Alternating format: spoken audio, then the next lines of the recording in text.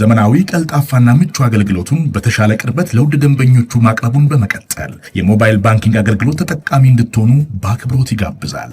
በዚህ አገልግሎትም ደንበኞች የሞባይል ስልካቸውን ብቻ በመጠቀም የሂሳብ እንቅስቃሴያቸውን ማወቅ፣ አጭር የሂሳብ መግለጫ መጠየቅ፣ የቼክ ደብተር ማዘዝ፣ የቼክ ክፍያ መረጃ መከታተል፣ የውጭ ምንዛሬ ተመን ማወቅ፣ ከአንዱ ሂሳብ ወደ ሌላ ሂሳብ ገንዘብ ማስተላለፍ፣ ቋሚ ክፍያ ትዕዛዝ መስጠት፣ የብድር ክፍያዎችን መፈጸም ይችላሉ። በዚህ አጋጣሚም የብርሃን ካርዶን በመጠቀም በሽያጭ ማዕከል ማሽን ፖስ ለግብይቶ ክፍያውን መፈጸም እንደሚችሉ ብርሃን ሲያበስራችሁ በታላቅ ደስታ ነው። በጊዜና በቦታ ያልተገደበ ምቾትና ዘመናዊነትን ያነገበ አገልግሎት ተጠቃሚ ስናደርገው ደስ ይለናል። ብርሃን ባንክ፣ እንደ ስማችን ብርሃን ነው ስራችን። ተመልሰናል። አድማጮቻችን አራዳ ኤፍኤም 95.1 ላይ ትገኛላችሁ። ፕሮግራሙ ፉትቦል ካፌ ነው። የመጀመሪያውን ጉዳይ እንመልከት። ኩራሳው በዓለም ዋንጫም እንደምትሳተፍ አረጋግጣለች። 150 ሺህ ሕዝብ ብቻ ያላትን ሀገር በዓለም ዋንጫ ላይ እንመለከታታለንና ብዙ ጥቂት ደጋፊዎች ከሚገቡባቸው ጨዋታዎች መካከል አንዱ ሊሆን ይችላል። ምክንያቱም 150 ሺህ ብቻ ነው ደጋፊዎቿ። እንመልከተው ይሄንን ጉዳይ ግን በጣም አስገራሚ ነው አይደለ? እግር ኳስ ወይም የዓለም ዋንጫ ውድድሮች እንደዚህ አይነት ልዩ ታሪክ ያላቸው ሀገራቶችን ወደ እንደዚህ አይነት ውድድር በየ4 ዓመቱ እንደሚጋብዝ እየተመለከትን ነው የምንገኘው። እናንሳው። ልክ ነው። ትላንትና ምሳ በኪንግስተን ከጃማይካ ጋር ከተጫወቱ በኋላ ስለ ውጤታቸው አንስተን ነበር ትላንት ጧት በነበረን የፉትቦል ካፌ ዝግጅት ላይ። ግን ደግሞ ጥቂት ተጨማሪ ነጥቦች ማንሳት የሚያስፈልግ ይመስለኛል። በዓለም ዋንጫ ታሪክ ሬከርዶች የሰበረች ነች። ያለፈው የኬፕ ቨርድን ድል ተከትሎ በቆዳ ስፋት በዓለም ትንሿ የዓለም ዋንጫ ተሳታፊ ሀገር ሆናለች እንል ነበር።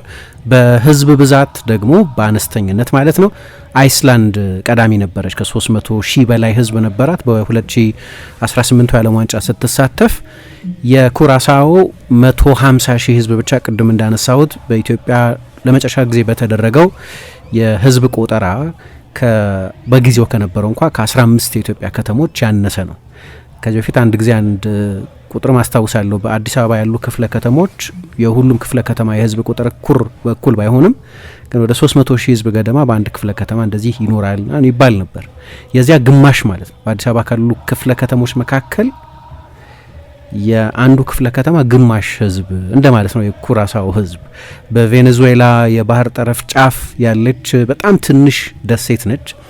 ምን ያህል እንደው በጣም የተለየ ታሪክ እንደሆነ ለማወቅ ዓለም ዋንጫ እንደ አይነት አዲስ ኢንትሪግ ይዞ መጥቷል። በታሪክ የዓለም ዋንጫ ላይ ተሳትፈው የማያውቁ 4 ሀገራት ለመጀመሪያ ጊዜ በዓለም ዋንጫ ይሳተፋሉ። ቅድም የጠቀስኳት ኬፕ ቨርድን፣ ዩዝቤኪስታንን፣ አሁን ደግሞ እንዳልኩት ኩራሳውን ጨምሮ ማለት ነው።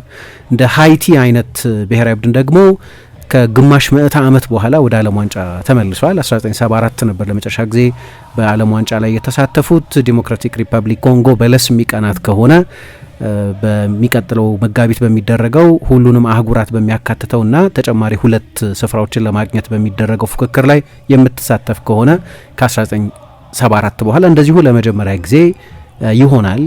ኢራቅ ከ1998 የዓለም ዋንጫ በኋላ ለመጀመሪያ ጊዜ ለማለፍ በቀደም የነበረውን የዩኤኢን ጨዋታ አሸንፋለች። ስለዚህ ወደ ኢንተር ኮንፌዴሬሽናል ወደሚባለው ወይም ኢንተር ኮንቲኔንታል ወደሚባለው ውድድር ተሻግራለች ማለት ነው። ስለዚህ ብዙ አዳዲስ እንግዶችን ይሄ የ48 ሀገራት የዓለም ዋንጫ በ3ቱ የሰሜን አሜሪካ ሀገራት ጥምረት ሲስተናገድ እናያለን። ግን ከሁሉም የኩራሳው በጣም የተለየ ነው። ከኬፕ ቨርድም በጣም የተለየ ነው። በህዝቡ ቁጥር ማነስ ብቻ ሳይሆን በጉዟቸው በጀርኒያቸው በጣም የተለየ ነው። አሰልጣኛቸው ቤተኛ ስም ናቸው። በጣም የሚታወቁ ናቸው። ዲክ አድቮካት ይባላሉ። 1980ዎቹ ማሰልጠን በጀመሩ ጊዜ ሬኑስ ሚኬልስ የቶታል ቮይት ቦል የቶታል ፉትቦል ፈጣሪ ከሚባሉት ከክራይፍ ጋር ያ ክሬዲት ከሚሰጣቸው አሰልጣኞች መካከል አንደኛው 1988 ላይ ሶቪየት ህብረትን አሸንፈው የአውሮፓ ሻምፒዮን ነበሩ። የዚያ ቡድን ምክትል አሰልጣኝ ሆነው የሰሩ ናቸው። ዘ ሊትል ጀነራል ወይም ትንሹ ጀነራል የሚል ቅጽል ስም ነበራቸው። ይቺ ሀገር ኩራሳው 2011 ላይ ነው የፊፋ አባል ሀገር ሆና የተመዘገበችው። 2011 ላይ ዲክ አድቮካት 13 ቡድኖች አሰልጥነዋል በታሪካቸው። ከዛ በፊት በአጠቃላይ 45 ዓመት የማሰልጠን ታሪክ ያላቸው ልምድ ጠገብ አሰልጣኝ ናቸው። ባለፈው 30 ዓመት በሆላንድ እግር ኳስ ከታዩ ትልልቅ አሰልጣኞች መካከል አንደኛው ናቸው። አድቮካት ከሬኑስ ሚሼልስ አሰልጣኝነት ምክትል አሰልጣኝነት ወጥተው የራሳቸውን የተናጠል አሰልጣኝነት ህይወት ወይም የሶሎ ኬሪየር ከጀመሩ በኋላ እንኳን ስብስብ ውስጥ አሁን ያሉት ተጫዋቾች አንዱም አልተወለደም። በቀደም ኪንግስተን ላይ ጨዋታውን ያደረገው የኩራሳው ብሔራዊ ቡድን ተጫዋቾች አንዱም አሰልጣኙ የብቻ የዋና አሰልጣኝነት ኃላፊነትን ተረክበው መስራት በጀመሩ ጊዜ አልተወለዱ በኪንግስተን ጨዋታቸውን ያደረጉት። ምክንያቱም ሰውየው የረጅም ጊዜ ማሰልጠን ታሪክ ያላቸው ናቸው። 45 ዓመት እና ቺን ትንሽ ደሴት ወደ ዓለም ዋንጫ ያሳለፉት እኚህ የሚታወቁ ልምድ ያላቸው ናቸው። በነገራችን ላይ በቀደም በቴክኒክ ስፍራው ላይ አልነበሩም። ሌላ አንጋፋ አሰልጣኝ ነበሩ በጃማይካ ብሔራዊ ቡድን በኩል በቅርብ ጊዜ ማንቸስተር ዩናይትድ ምክትል አሰልጣኝ ሆኖ የሰሩት ስቲቭ ማክላረን ጃማይካን ያሰለጥኑ ነበር። ከዚያ በኋላ እንግዲህ ወደ ዓለም ዋንጫው ማለፍ ባለመቻላቸው የተነሳ ራሳቸውን ከኃላፊነት አንስተዋል። በተቃራኒው የቴክኒክ ስፍራ ላይ ግን ዲክ አድቮካት በሀገራቸው በሆላንድ ነበሩ በቤተሰብ ጉዳይ ምክንያት እና የሁለት ምክትሎቻቸው ዲንጎርና ኮርፖት የሚባሉትን ሁለት ምክትሎቻቸውን በተደጋጋሚ በቴሌፎን ሲያነጋግሩ ይታይ ነበር እና የአሰልጣኙ ታሪክና የሀገሪቱ የእግር ኳስ ታሪክን ስታወዳድሪ ሳይቀር የአሰልጣኙ ታሪክ በብዙ የበለጠ ነው። ከዛ ደግሞ የኮከቦች ስብስብም አይደለም። 4 ተጫዋቾች ብቻ ናቸው ጎላ ያለ ክብር በሚሰጠው የሆላንድ ሊግ የሚጫወቱት። የሆላንድ ታሪክ ከሆላንድ ጋር የሚያስተሳስር ቁርኝት ያላት ስለሆነች ነው ይህንን ማነሳው። በኤሬዲቪዜ ኦሲቦ፣ ፎንቪል፣ ፍሎርናርዱስ እና ሻምቦ የሚባሉ ተጫዋቾች አሉ። እነዚህ በኤሬዲቪዜ የሚፎካከሩ ቡድኖች ውስጥ የሚጫወቱ ተጫዋቾች ናቸው። ከዚያ በስተቀር ያሉት ከባኩና ወንድማማቾች በስተቀር ጁኒኖና ሊያንድሮ ከሚባሉት 2 ወንድማማቾች በስተቀር ሌሎቹ በሙሉ በታችኞቹ ዲቪዚዮኖች የሚጫወቱ ናቸው። ለምሳሌ አንዳንድ በእንግሊዝ የሚጫወቱ ተጫዋቾች አሉ እንደ ሮዘርሃም አይነት ቡድኖች የሚጫወቱ ወይም በእንግሊዝ 3ኛ ዲቪዚዮን ለሚወዳደር ቡድን የሚጫወቱ ናቸው። የባኩማ ወንድማማቾች ጁኒኒዮ የሚባለው በሱፐር ሊጉ ይወዳደራል። ትንሽየው ትልቁ ደግሞ በታችኛው በቱርክ 2ኛ ዲቪዚዮን ይወዳደራል። አሰልጣኝ ዲክ አድቮካት በእድሜ በጣም ትልቅ ናቸው። 78 ዓመታቸው ነው እና የዓለም ዋንጫው ላይ እንግዲህ የሚሳተፉ ከሆነ የቤተሰብ ችግራቸው ያን ያህል ከውድድሩ ማያረቃቸው ከሆነ አዲስ ታሪክ ይጽፋሉ። እሳቸው በዓለም ዋንጫ ታሪክ በእድሜ አንጋፋው አሰልጣኝ ኦቶ ሬሃግል የሚባሉት በ2004 ግሪክን የአውሮፓ ሻምፒዮን ያደረጓት ጀርመናዊ አሰልጣኝ ናቸው። 71 ዓመታቸው ነበር እርሳቸው። አሁን ዲክ አድቮካት ኩራሳውን ይዘው በዩናይትድ ስቴትስ ሜክሲኮና ካናዳ በሚደረገው የሶስትዮሽ ዓለም ዋንጫ ውድድር ላይ የሚሳተፉ ከሆነ ቡድኑን የማይሳተፉበት ምክንያት ያለ አይመስለኝም፣ ግን በእድሜ አንጋፋ አሰልጣኝ ይሆናሉ። በእርግጥ ይሄው ሪከርድ ሊታለፍ ይችላል። ምክንያቱም በሚቀጥለው ማርች የሮሜኒያ ብሔራዊ ቡድንም በዩኤፋ ፕሌይኦፍ ውስጥ ስላለ ሚርቻ ሉቼስኩ የሮሜኒያ ብሔራዊ ቡድን አሰልጣኝ ከአሌክስ ፈርጉሰንና ከጆሴፕ ጓርዲዮላ ቀጥሎ ብዙ ዋንጫ ያሸነፉት አሰልጣኝ በእግር ኳስ ታሪክ እሳቸው 80 ዓመት ስለሆናቸው የዲክ አድቮካት ሬከርድ የተረጋገጠ አይደለም፣ ግን ሮሜኒያ መጀመሪያ ማጣሪያዋን ማለፍ አለባት። እሳቸውም አዲስ ታሪክ ይጽፋሉ ማለት ነው።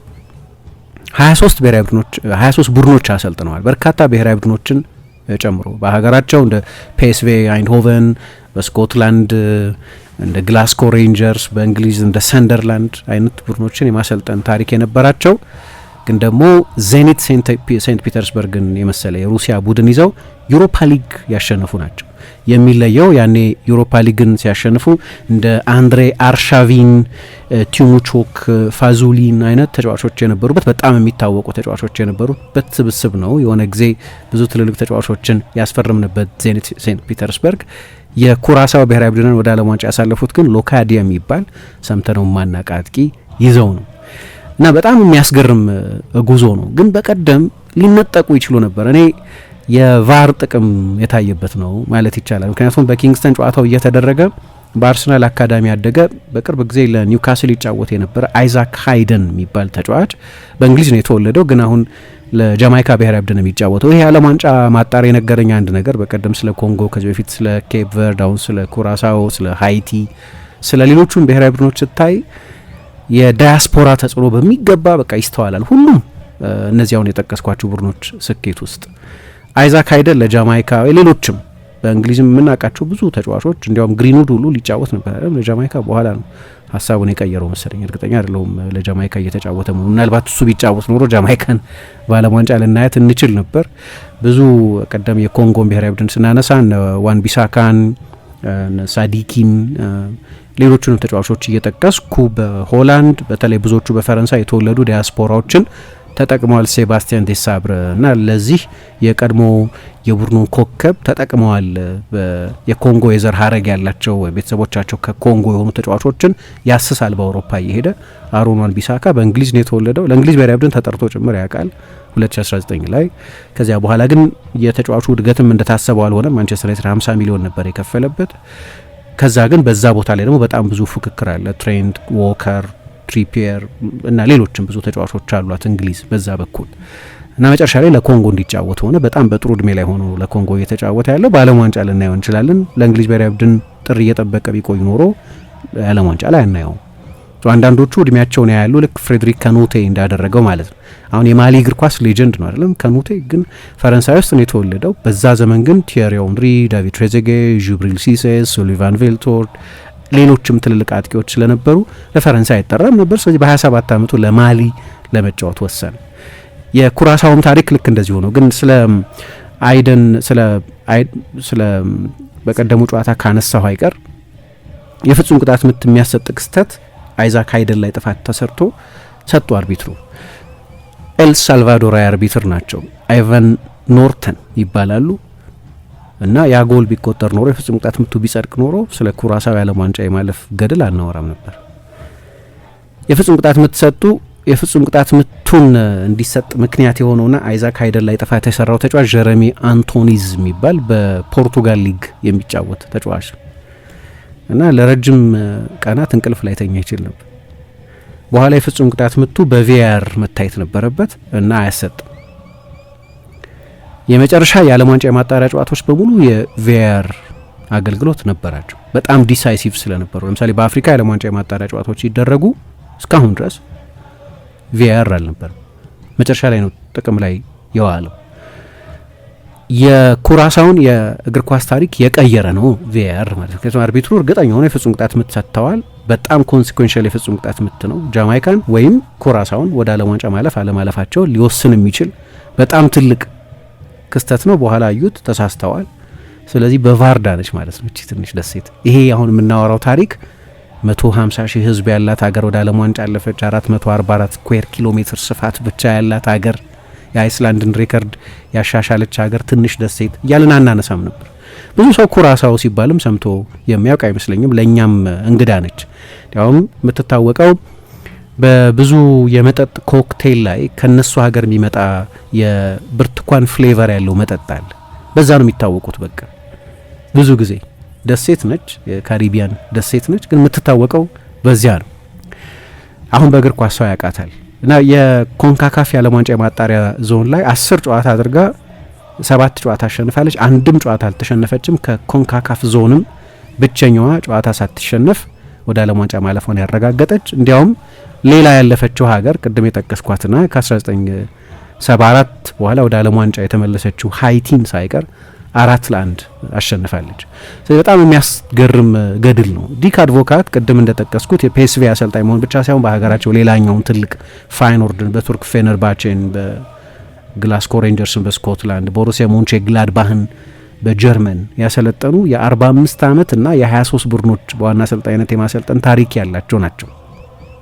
ለእኔ አሁን አንዳንዶቹ አሰልጣኞች ብትጠይቅኝ ዲክ አድቮካት የኩራሳው እግር ኳስ ፌዴሬሽን የሚሰጣቸውን ገንዘብ ለማግኘት አይመስለኝም። በ78 ዓመታቸው ይህን ሁሉ ብዙ ገንዘብ ያላቸው ይመስለኛል። በዚህ የማሰልጠን ታሪካቸው የተነሳ ብዙ ብሔራዊ ቡድኖች አሰልጥነዋል። 1994 በነገራችን ላይ በነ ቤቤቶና ሮማሪዮ የተሸነፈው የሆላንድ ብሔራዊ ቡድን አሰልጣኝ ነበሩ።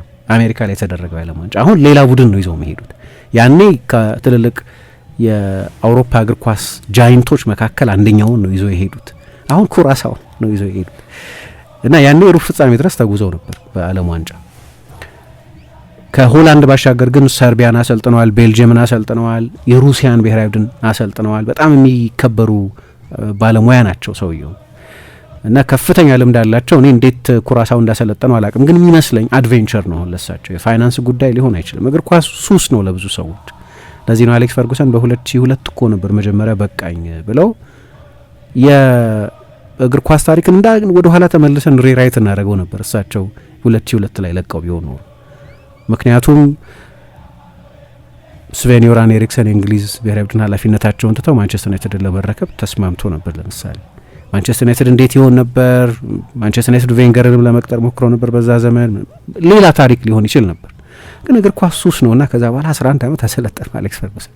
ስንት ተጨማሪ ዋንጫዎች አሸነፉ። አይ ዶንት ኖ የማንቸስተር ዩናይትድ ታሪክ ምን ሊሆን ይችል እንደነበር ፈርጉሰን አሰልጣኝ ቢሆኑ ኖሮ።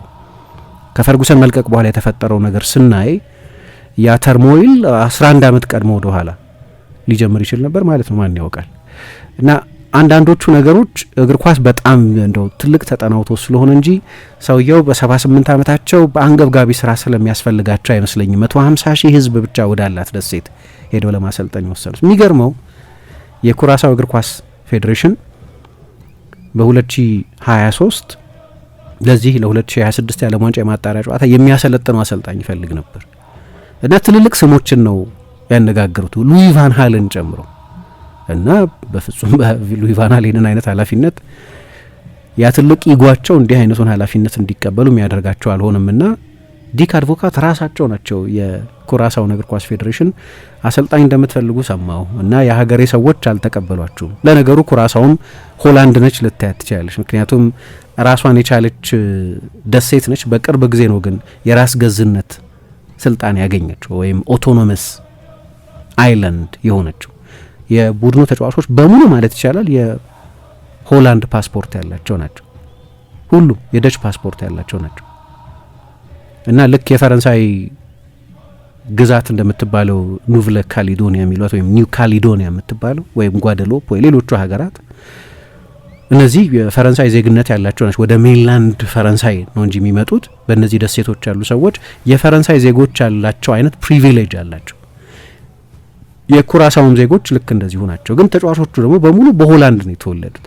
ስለዚህ ሆላንድ አሰልጣኝ መፈለጋቸው የሚያስገርም አይደለም። 2011 ላይ የፊፋ አባል ሀገር እንደሆነች አካባቢ የሆላንድ እግር ኳስ ሌጀንዶች ከሆኑት መካከል አንደኛው ፓትሪክ ክላይቨርት አሰልጣኝ ነው ለምሳሌ። እና አሰልጣኙ ኦኬ ሌሎቹ አሰልጣኞች እናንተ የምትፈልጓቸው አሰልጣኞች እየተቀበሏችሁ አይደለምና እኔ ዝግጁ ነኝ አሉና ይሄንን ኃላፊነት የተረከቡት ለአድቬንቸር እና ለሌጋሲ ነው የሚመስለኝ፣ ለገንዘብ አይመስለኝም። ምክንያቱም ብዙ የደሞዝ መዘግየት አለ ይባላል። እንዲያውም የትራቨል ኤክስፔንስ ወደ ደሴቲቱ ከሆላንድ ከሀገራቸው ወደዛ ሲሄዱ የራሳቸውን የአውሮፕላን ወጪ ሳይቀር ሰውየው ነው የሚሸፍኑት። እና ያንን የሚያደርጉት ለሆነ አድቬንቸር ይመስለኛል። አንድ ነገር ሳይገነዘቡ አልቀሩ። የዓለም ዋንጫ የተሳታፊ ሀገራት ቁጥር ወደ 48 ስለሰፋ ለብዙ ሀገራት በታሪካቸው ለመጀመሪያ ጊዜ ለዓለም ዋንጫ ለማለፍ በጣም ጥሩ እድል መሆኑ ብቻ ሳይሆን ግን ለኮንካካፍ ደግሞ ኤክሰፕሽናል። ምክንያቱም አሜሪካ የዓለም ዋንጫ ማጣሪያ ጨዋታው ላይ አትሳተፍም በአስተናጋጅነቷ የተነሳ። ስለዚህ ኦቶማቲክ ኳሊፊኬሽን ያላት፣ ለሜክሲኮም ተመሳሳይ፣ ለካናዳም ተመሳሳይ። እነዚህ ሶስት ትልልቅ ሀገራት በዩኒክ አጋጣሚ ነው በሶስት ሀገራት መካከል የሚደረግ የዓለም ዋንጫ መሆኑ። ለወትሮ የዓለም ዋንጫን የሚያስተናግደው አንድ ሀገር ብቻ ነው በቀጥታ ያለማጣሪያ የሚያልፈው እና ያለፈውን የዓለም ዋንጫ ያሸነፈው ሀገር በዚህ ውድድር ላይ ውድድሩን የመከላከል መብት ስላለው ዲፌንዲንግ ቻምፒዮን ስለሆነ እሱም ደግሞ ቀርቷል። አሁን አርጀንቲናዎቹ ለምሳሌ ማጣሪያ አልፈው ነው ወደዚህ የመጡት። በፊት ግን እንደ አይነት የኢንትራንስ ፕሪቪሌጅ የሚባል ነበር። በቃ አሸናፊ ስለሆንሽ የሚቀጥለው ውድድር ላይ በዛ በቀደመው ውድድር አሸናፊነት ልክ እንደ ኦሊምፒክ ማለት ነው። ያለፈው ኦሊምፒክ ላይ 5000 ሜትር አሸናፊ የሆነ ተወዳዳሪ በሚቀጥለው ኦሊምፒክ ፍሪ ኢንትራንስ አለ። ያለ ማጣሪያ ያለ ሚኒማ ነው የሚሳተፈው ታይትሉን ዲፌንድ የማድረግ መብት ስላለው። ልክ እንደዛ ነው የዓለም ዋንጫ። የዘንድሮ ግን 3 ነው እና ከዛው ከኮንካካፍ ነው። ስለዚህ ለኩራሳው ትንሽም ብትሆን የእግር ኳስ ታሪክ ያላትም ሀገር ባትሆን እና በቅርብ ጊዜ 182ኛ ምናምን የነበረችን ቢሆን በፊፋ ራንኪንግ አሁን 100 ደረጃ ሻሽላ 82ኛ ደረጃ ላይ ተቀምጣለች። ዲክ አድቮካት የዩኒክ ታሪክ ከዚህ በፊት ከጻፉት ታሪክ የተለየ ታሪክ መጻፍ የሚችሉበት እድል እንዳላቸው ምናልባት ይህንንም ጠቅላላ ሁኔታ አላቅም ስለዚህ መናገራቸው ግን ተገንዝበው ሊሆን ይችላል። እና ኩራሳው ያንን አጋጣሚ ያንን ዩኒክ አጋጣሚ የተጠቀመችው አሰልጣኙ ይሄንን ያደረጉት እና ራሳቸው ነው ኦፈር ያደረጉት ዲክ አድቮካት ለኩራሳው እግር ኳስ እና ለሀገሪቱ የእግር ኳስ የቀደመ ታሪክ የሚበዛ ትልቅ ስም ነው። በጣም ገናና አሰልጣኝ ናቸው። አንዳንዶቹ ተጫዋቾች ደግሞ ለብሔራዊ ቡድን የመጫወት እድል ያልነበራቸው ናቸው። ለሆላንድ ስለ ዲያስፖራ ስናወራ ብዙዎቹ ለትልልቆቹ ብሔራዊ ቡድኖች ከተወሰኑ ተጫዋቾች በስተቀር ለፈረንሳይ መጫወት እየቻለ ለምሳሌ ምናልባት አሽራፍ ሀኪሚ ለምሳሌ ትላንትና የአመቱ የአፍሪካ ኮከብ ተጫዋች ተብሎ ሲመረጥ በኩራት ስለ ሞሮካዊነት ይናገር ነበር። ግን በማድሪድ ነው የተወለደው። እንደ ሀኪሚ አይነት ለስፔን ብሔራዊ ቡድን መጫወት የሚችል ተጫዋች በጊዜ ለሞሮኮ ለመጫወት ካልወሰነ በስተቀር ብዙዎቹ ተጫዋቾች የተወለዱባቸው ትልልቅ ሀገራት ውስጥ የመጫወት እድል እንደማይኖራቸው ካረጋገጡ ተስፋ የለንም ብለው እርግጠኛ ከሆኑ በኋላ ነው ለእንደዚህ ሀገራት መጫወት የሚጀምሩት ከተወሰኑ ተጫዋቾች በስተቀር። ታሂት ቾንግ አንደኛው ነው። ታሂት ቾንግ ግን የማንቸስተር ዩናይትድ ደጋፊዎች የሚያውቁት ይመስለኛል። በ19 ዓመቱ ነው ማንቸስተር ዩናይትድ ያስፈረመው ከሆላንድ። በሆላንድ በሁሉም የእድሜ እርከን ቡድኖች ውስጥ ተጫውቷል። ከማንቸስተር ዩናይትድ ከለቀቀ በኋላ በበርሚንግሃም ሲቲ፣ በሉተን ታውን ፕሪሚየር ሊግ ውስጥ በነበረበት ጊዜ የዛሬ 1 ዓመት 2 ዓመት እና በሼፈልድ ዩናይትድ አሁን እየተጫወተ ያለ ተጫዋች በቀደም ጨዋታው ላይ አልነበረም። የዚህን ተጫዋች እንደው ለየት የሚያደርገው እንዲያውም እዛው በደሴቲቱ ነው የተወለደው፣ በኩራሳው ነው የተወለደው። ከዛ በልጅነቱ ነው ወደ ሆላንድ የሄደው።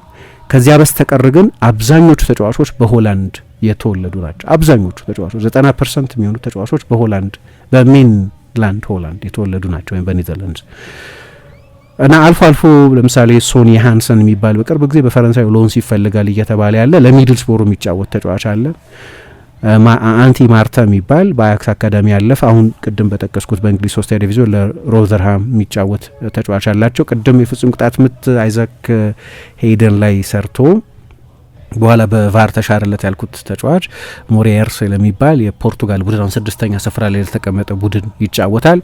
ግን ሁሉም ተጫዋቾች በሆላንድ የተወለዱ ናቸው። ስለዚህ ይሄ ለትልልቆቹ ብሔራዊ ቡድኖች መጫወት ያልቻሉ በተለይ ለሆላንድ ብሔራዊ ቡድን መጫወት ያልቻሉ ተጫዋቾች መጨረሻ ላይ ለዚህ ደሴት ለመጫወት በመወሰናቸው የተነሳ የተገኘ የዳያስፖራ ድል ነው ማለት ይቻላል። እኔ እንደዛ ነው መገነዘበው። ልክ የኬፕ ቨርድንም እንደዚሁ ኬፕ ቨርድ ፌዴሬሽኑ ለምሳሌ ከዚህ በፊት አንስቼዋለሁ ብዙ የፊፋን ገንዘብ በአግባብ የሚጠቀም የእግር ኳስ የመሰረተ ልማት ላይ በአግባብ የሚጠቀም ብዙ አዳዲስ ሜዳዎችን ኃይለኛ ኳሊቲ ሜዳዎችን ስቴዲየሞች ሳይሆን ሜዳዎች የሰራ መሰረታዊ ኢንፍራስትራክቸር እሱ ነው ለግራስሩት እግር ኳስ እንጂ ትልልቅ ስቴዲየሞች 60 ሺህ 80 ሺህ ብዙ ስቴዲየሞች መስራት ማለት አይደለም። ትንንሽ ስቴዲየሞች ነው የሰሩ። አይስላንድ ትልቅ ስቴዲየም የላትም እኮ ሬኪያቪክ 10 ሺህ 15 ሺህ ህዝብ ሚዝ ካላት ነው አላውቅም። ግን ብዙ ሜዳዎች ግን አሏቸው እና አዳዲስ 23 ሜዳዎች ለምሳሌ የፊፋ ስታንዳርድ ያላቸው 23 ሜዳዎች ሰርተዋል። ስለዚህ በሀገር ውስጥ እግር ኳስ ላይ ምንም አልሰሩም ማለት አይቻልም። ግን በአብዛኛው ያለው የፖፑሌሽን ፖቴንሻል አነስተኛ ስለሆነ ዳያስፖራዎችን ነው በሚገባ የተጠቀሙት። ኩራሳውም ተመሳሳይ ነገር ነው ያደረገችው። በዛው በኮንካካፍ እሷ ብቻ አይደለችም፣ ፓናማ ማልፋለች፣ ሃይቲ ማልፋለች እና ኩራሳው ማልፋለች። የኮንካካፍ ዞን እንግዲህ 3 አዳዲስ ፊቶች አሳይቶናል ማለት ነው። በእርግጥ ፓናማ ከዚህ በፊት በታሪኳ አንድ ጊዜ ተሳትፋለች። እኔ በጣም መወደው ቡድን ነበር የፓናማ ቡድን 2018 ላይ የነበረው ቡድን። የሃይቲም እና ሌዘር አንቲልስ የሚባል የደሴቶች ስብስብ አለ። የሊወርድ አይላንድስ የሚሏቸው አካባቢ ያሉ ደሴቶች ከነዛ መካከል አንደኛዋ ነች እና አራተኛዋ ነች። ቅድም እንዳነሳሁት ዩዝቤኪስታን፣ ዮርዳኖስ ወይም ጆርዳን እና ኬፕ ቨርድ ከኩራሳው ጋር ለመጀመሪያ ጊዜ ለዓለም ዋንጫ ያለፉ ናቸው። ተጨማሪ ልናይ እንችላለን በነገራችን ላይ ምሳ። ምክንያቱም ሱሪናም ልክ እንደ ኩራሳው ሁሉ የደች የሆላንዶች ቀኝ ተገዢ የነበረች ሌላ ደሴት ነች እና ሱሪናማውያን ደግሞ ልክ እንደ ቅድም እንደጠቀስኳቸው የኩራሳው ዜጎች በሆላንድ የተወለዱ ናቸው ብዙዎቹ። ሲዶርፍ፣ ዳቪድ ክላይቨርት፣ ሩድ ሆሊት፣ ፍራንክ ራይካርድ፣ ቨርጅል ቫን ዳይክ እና ሌሎች በጣም ትልልቅ ጥቁር ሆላንዳውያን የሱሪናም ዜግነት ያላቸው ናቸው። የዛሬ አመት ከምናምን የአውሮፓ ዋንጫ እየተደረገ በነበረበት ጊዜ ስለዚህ ጉዳይ አንድ ፕሮግራም ሰርቼ እንደነበር አስታውሳለሁ። ሱሪናም ሳይቀር ወደ ዓለም ዋንጫው ልታልፍ ትችላለች። ምክንያቱም ቅድም ባልኩት በአህጉራት ከተለያዩ አህጉራት የመጡ ፌዴሬሽኖች የሚያደርጉት ወይም ብሔራዊ ቡድኖች የሚያደርጉት ውድድር አለ። ማርች ላይ ተጨማሪ 2 ኮታ አለ። ሱሪናም እና ጃማይካ ይሄ እድል አላቸው። ግን ሱሪናም የምታልፍ ከሆነ ደግሞ ሆላንድ በቃ ኦልሞስት 3 ብሔራዊ ቡድን ይኖራታል ማለት ነው። ሆላንድ ራሱ ዓለም ዋንጫ ተቀላቅሏል። ዋናው ቡድን በሆላንድ የተወለዱ ተጫዋቾችን የያዙት ሱሪናምና ኩራሳ ወደ ዓለም ዋንጫ የሚያልፉ ከሆነ ካየሹ እያንዳንዱ ቡድን 26 ተጫዋች ነው የሚይዘው 26 እያልሽ 52 78 መሆኑ ነው እንደዛ አይደል ብዙ ናቸው ከ78ቱ 70 ምናምኑ በሆላንድ የተወለዱ ተጫዋቾች ሊሆኑ ይችላሉ ማለት ነውና ለሆላንድ እግር ኳስም በጣም የሚገርም ነገር ነው በጣም ትልቅ ቀን የነበረው በቀደም ጨዋታው ከተደረገ በኋላ በጣም ትንሽ አንዳንድ ሰዎች ለምሳሌ በስፔን ከኤል ሂየሮ ወይም ከላጎሜራ ከላፓልማ ከሚባል አካባቢ እኮ የምታንስ ነች ይላሉ ሰዎች እና ዜጎቹ ራሳቸው የኩራሳው ዜጎች ራሳቸው ሁሉ ማለት ነው በሆላንድ የተወለዱ ተጫዋቾች ብቻ ሳይሆኑ የኩራሳው ዜጎች ራሳቸው የአውሮፓ ህብረት ዜጎች ፕሪቪሌጅ ያላቸው ናቸው የደች ፓስፖርት ስለሆነ ያላቸው አሁን አንዳንዶቹ ለኩራሳው ዜግነት የማይሰጡ የሀገር እውቅና ወይም ሬኮግኒሽን የማይሰጡ ሀገራት አሉ እስካሁን ድረስ እና ለማንኛውም ግን ይህንን ታሪክ የቀየሩ ሰው ናቸው ዲክ አድቮካት ታፍ ጋይ ምናምን የሚል በቃ በቁጡነታቸው በኃይለኛ የዲስፕሊን ሰውነታቸው የሚታወቁ ሰው ናቸው እና በአብዛኛው ስኬታቸው ይሄኛው ነው እንግዲህ የኤቢሲ አይላንድስ የሚባሉ አሉ አሩባ ቦናይር እና ኩራሳኦ እነዚህ ሁሉ የኔዘርላንድስ አንቲለስ የሚባሉት ደሴቶች አባላት ናቸው የሆላንድ ተጽዕኖ ከፍተኛ ተጽዕኖ ያለባት ነች ግን እንደ እግር ኳስ የሀገሪቱን የህዝብ ቁጥር ብዛት ስናይ የቆዳ ስፋቷን ስናይ በእግር ኳስ የነበራትን ታሪክ ስናይ በጣም አስገራሚ ነው ይሄ እኔ ኩራሳው ከዚህ በኋላ በድጋሚ ዓለም ዋንጫ ስታልፍ ላናይ እንችላለን ይሄ ዓለም ዋንጫ ያመጣው ዩኒክ አጋጣሚ ነው የኢትዮጵያ ብሔራዊ ቡድን ከ31 ዓመት በኋላ ወደ አፍሪካ ዋንጫ ሲያልፍ ያንን ዩኒክ አጋጣሚ ተጠቅሞ ነው ምሳ እንደምታስታውሽ 2012 ላይ ዓለም ዋንጫ የአፍሪካ ዋንጫ ተደረገ አይደለም እና በኢቭን ነምበር ነበር የአፍሪካ ዋንጫ ይደረግ የነበረው ከዛ በኦድ ነምበር እንዲደረግ ተወሰነ 2002 2004 2008 እያለ በሙሉ ቁጥር ነበር ይደረግ የነበረው እና ከዛ በ2013 ግን የዓለም ዋንጫ በሚደረግበት ተመሳሳይ አመት የአፍሪካ ዋንጫ እንዳይደረግ ታስቦ ስለነበር ያን ጊዜ በኦድ ነምበር መደረግ ጀመረ 2012 ተደርጎ 2013 ነው የተደረገው እና ረጅም የማጣሪያ ማራቶን ማድረግ አይችልም ካፍ ስለዚህ የማጣሪያ ፎርማት ተቀየረ ከሌላው ጊዜ በጣም የተለየ ነበር ያን የነበረው የማጣሪያ ፎርማት ስለዚህ ሱዳንን አገኘን አይ ቲንክ ቤኒንን አገኘን ምናምን አለፍን ትልቅ ታሪክ ነው ግን ያ የአፍሪካ ዋንጫ የፎርማት ለውጥ መደረግ ለኢትዮጵያ ብሔራዊ ቡድን እድል ይዞ መጥቷል ከዛ አንድ ጊዜ ተጨማሪ ተሳትፏል ግን ኩራሳው የሚቀጥሉት የዓለም ዋንጫዎች ዩናይትድ ስቴትስም ሜክሲኮም ካናዳም በተለይ አሜሪካና ሜክሲኮ ደግሞ የዞኑ ትልልቅ የእግር ኳስ ሀገራት ናቸው ከነሱ በልጣ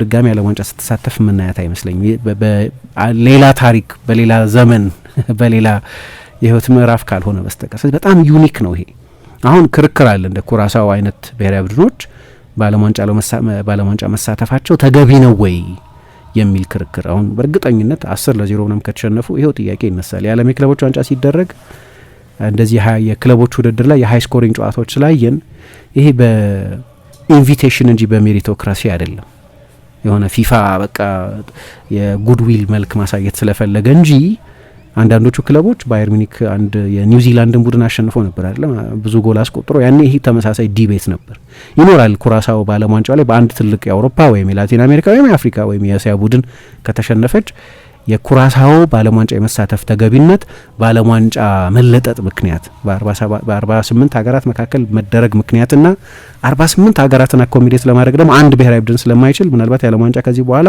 በአንድ ሀገር ላይስተናገድ ይችላል ምናልባት ቻይና ወይም ሩሲያን የመሳሰሉ በጣም ግዙፍ ሀገራት ካልሆኑ በስተቀር ከዚህ በኋላ የዓለም ዋንጫ በዚህ ፎርማት ከቀጠለ ድረስ የአንድ ሀገር መስተንግዶ ይቀራል የቀረም ይመስለኛል አሁን የተከታታይ ዓለም ዋንጫዎችን ካየሽ ልክ እንደዚህ ነው የሚሆነው ምናልባት የ2034 የሳውዲ የዓለም ዋንጫ እንደዚህ ካልሆነ በስተቀር በጣም ከባድ ነው በሎጂስቲክስ በኢኮኖሚም በምኑም በኩል ድጋሚ ላናይ እንችላለን የኩራሳው አይነት ሀገር በዓለም ዋንጫ ስትሳተፍ ይሄኛው ዩኒክ አጋጣሚ ነው ለሃይቲም ይሰራል ሱሪናም ካለፈች ለሱሪናምም ይሰራል ግን እንደ ታሪክ ግን በጣም ለየት ያለ ታሪክ ነው ዲቤቱ የሚኖር ይመስለኛል በሰፊ ውጤት በተለይ የምትሸነፍ ከሆነ ምክንያቱም ትልቅ የእግር ኳስ ሀገር አይደለችም ተጫዋቾቹ ትልቅ ጥራት ያላቸው ተጫዋቾች አይደሉ አሰልጣኙ ትልቅ ስም ያላቸው ቢሆንም ግን በቂ ሪሶርስ የላቸውም ግን ለአሁኑ ግን በጣም የሚደነቅ ታሪክ ይመስለኛል ብርሃን ባንክ ዘመናዊ ቀልጣፋና ምቹ አገልግሎቱን በተሻለ ቅርበት ለውድ ደንበኞቹ ማቅረቡን በመቀጠል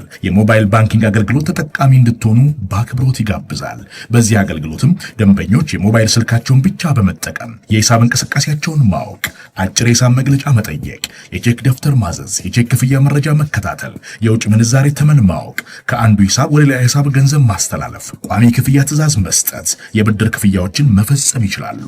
በዚህ አጋጣሚም የብርሃን ካርዶን በመጠቀም በሽያጭ ማዕከል ማሽን ፖስ ለግብይቶ ክፍያውን መፈጸም እንደሚችሉ ብርሃን ሲያበስራችሁ በታላቅ ደስታ ነው። በጊዜና በቦታ ያልተገደበ ምቾትና ዘመናዊነትን ያነገበ አገልግሎት ተጠቃሚ ስናደርገው ደስ ይለናል። ብርሃን ባንክ፣ እንደ ስማችን ብርሃን ነው ስራችን።